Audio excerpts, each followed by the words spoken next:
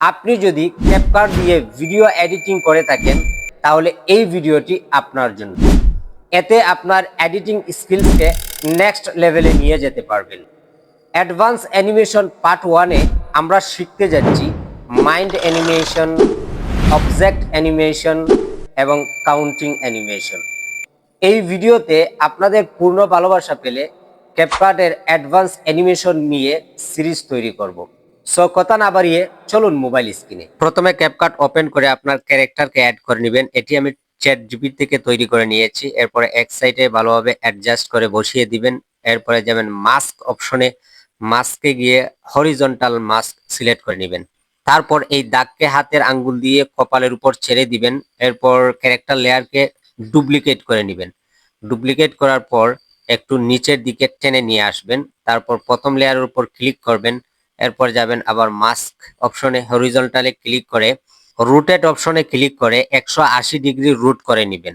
তারপর প্রথম লেয়ারের উপর ক্লিক করে হালকা একটু সামনে গিয়ে একটি কিফ্রেম বসাবেন, আরেকটু সামনে গিয়ে আরেকটি কিফ্রেম বসাবেন এবং বেসিক অপশনের মধ্যে গিয়ে রোটেট অপশনে ক্লিক করে 90 ডিগ্রি মাইনাস রোটেট করে নেবেন।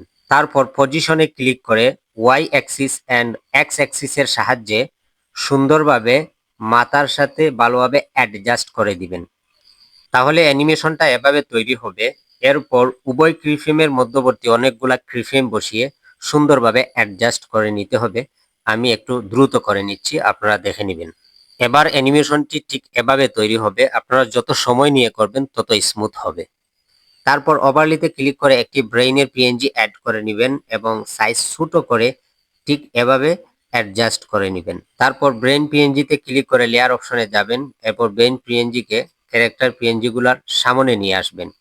এরপর ব্রেইন পিএনজি শুরুতে একটি কিফ্রেম অ্যাড করবেন, হালকা একটু সামনে গিয়ে আরেকটি কিফ্রেম অ্যাড করবেন।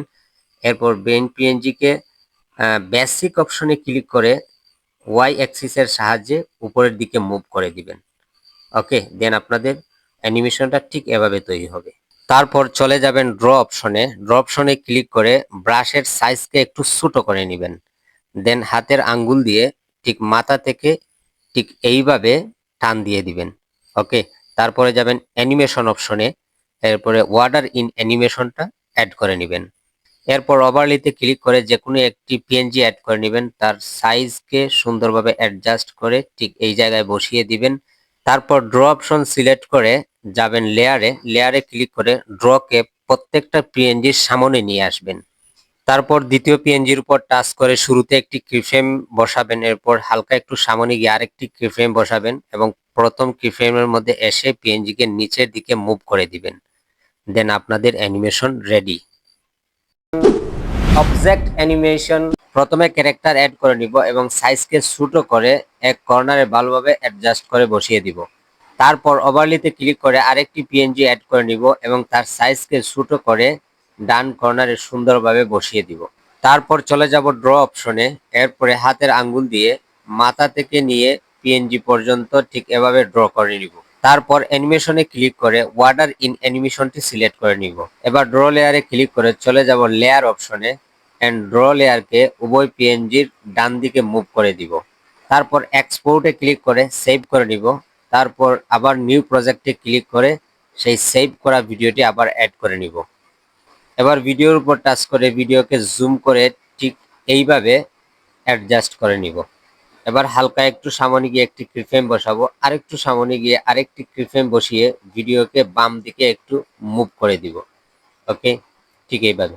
এরপরে আরেকটু সামনে যাব, আরেকটি কিফ্রেম বসিয়ে এবার ঠিকঠাক মতো ভিডিওকে অ্যাডজাস্ট করে দিব ঠিক এইভাবে। ওকে, এখানে একটা কাজ করতে পারেন যে মধ্যখানে যে কিফ্রেমটি আছে সেই কিফ্রেমটি উঠিয়ে দিবেন, তাহলে একদম স্মুথ হয়ে যাবে লাইক দিস।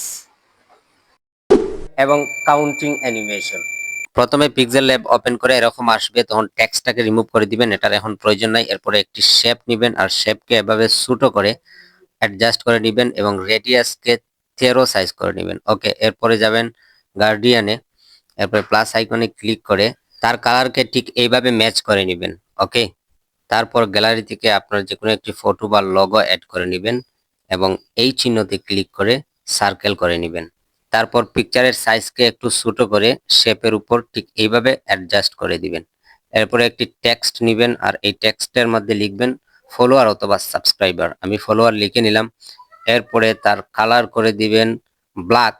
ফন্ট অপশনে গিয়ে যে কোনো একটি ফন্ট অ্যাড করে নেবেন। আমি এই ফন্টটাই নিয়ে নিলাম। এরপরে টেক্সটকে ঠিক এইভাবে শেপের উপর অ্যাডজাস্ট করে বসিয়ে দিবেন। তারপর ট্রান্সপারেন্টে ক্লিক করে সেভ করে নেবেন। চলে আসলাম ক্যাপকাটে। এবার পিক্সেল অ্যাপ থেকে যে পিএনজিটি সেভ করে নিয়েছি সেটা অ্যাড করে নিব। তারপরে একটু জুম করে মধ্যখানে ঠিক এভাবে বসিয়ে দিব এবং শুরুতে একটি কিফ্রেম বসাবো, হালকা একটু সামনে গিয়ে আরেকটি কিফ্রেম বসাবো। প্রথম কিফ্রেমে এসে নিচের দিকে মুভ করে দিব এবং একটি গ্রাফ অ্যাড করে নিব। তারপর ওভারলিতে ক্লিক করে একটি number PNG video animation add করে নিব। এটি আমি এলাইট মোশনে নিজেই তৈরি করে নিয়েছি। আপনারা এগুলা ইউটিউবের মধ্যে সার্চ দিলে পেয়ে যাবেন। এবার ঠিকঠাক মতো ফলোয়ার্সের নিচে সুন্দর করে বসিয়ে দিব, দেন আমাদের অ্যানিমেশনটা রেডি হয়ে যাবে। আজকের ভিডিওটি ছিল এই পর্যন্ত। যদি আমার এই ভিডিও থেকে আপনি উপকৃত হয়ে থাকেন, একটি লাইক, একটি কমেন্ট এবং ফলো দিয়ে পাশে থাকুন। আল্লাহ হাফিজ।